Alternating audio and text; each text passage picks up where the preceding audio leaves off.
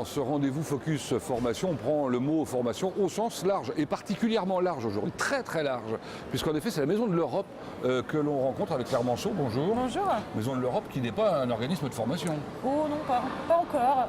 Bon, qui est un organisme qui permet de faire entrer des jeunes un peu partout en Europe, dont dans des endroits où on peut les former, en l'occurrence. Voilà, tout à fait. Nous, on est là aujourd'hui pour proposer aux jeunes de partir faire une partie de leur cursus à l'étranger ou d'aller faire un stage à l'étranger, d'aller faire des jobs d'été à l'étranger.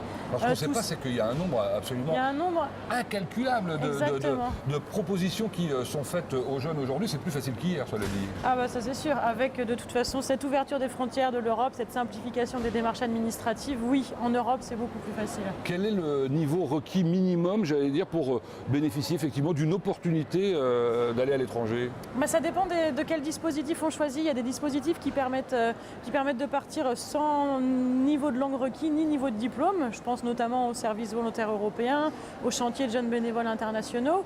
Et il y a des dispositifs qui vont demander une certaine déjà maîtrise de la langue et un certain niveau d'études comme Erasmus par exemple. C'est ouvert essentiellement aux étudiants Bac plus 2, Bac plus 3. J'ai vu que c'était ouvert aussi aux jeunes entrepreneurs.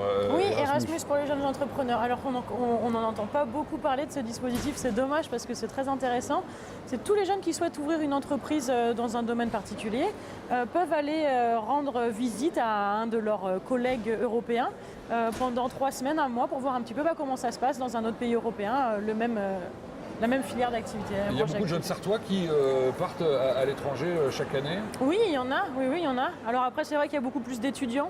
Alors pour être, par exemple, assistant de langue à l'étranger, c'est-à-dire en fait donner des cours de sa langue maternelle ailleurs, voilà, c'est ça? Entre guillemets, faire la promotion du français et de la culture française dans des établissements scolaires à l'étranger. Que faut-il faire? Alors il faut prendre contact donc avec différents organismes qui s'occupent de ces assistants de langue. C'est essentiellement ouvert à des personnes de plus de 20 ans déjà et qui se dirigent à des professions vers l'éducation ou vers le travail avec les jeunes. Ce sera beaucoup plus facile pour ces personnes-là. Renseignez-vous, ça se passe à la Maison de l'Europe, vous allez savoir aussi comment faire un stage à Bruxelles, les chantiers de bénévoles, on l'a dit, le volontariat international, Erasmus évidemment, obtenir une bourse pour faire des études en Europe, etc. etc. Une mine d'informations.